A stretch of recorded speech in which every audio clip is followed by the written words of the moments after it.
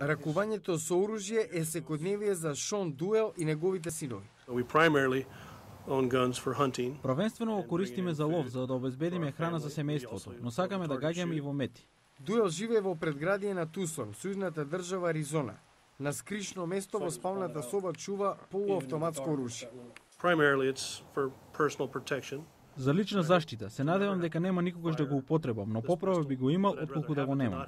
Оружениот инцидент во Тусон го сврти вниманието на флексибилниот закон за поседување оружје во Аризона, за кој критичарите велат дека му го олеснил на 22 годишниот Джаред Лафнер да дојде до пиштолот со кој пукаше. Джонатан Лови од Центарот за спречување на оружено насилство од Вашингтон ги критикува неодамнишните промени во законот на Аризона. Сега практично секој може да носи скриено оружје без дозвола.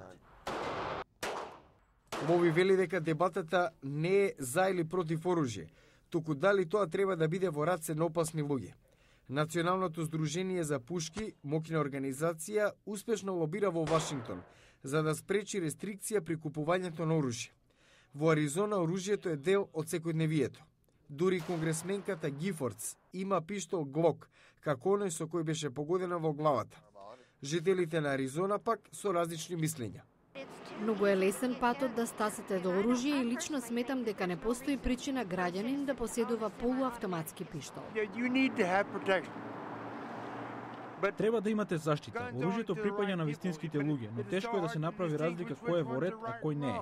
Анкети широм сад покажуваат дека многумина сопственици на оружје би прифатиле некои ограничувања доколку тоа би спречило трагедии како она во Тусон.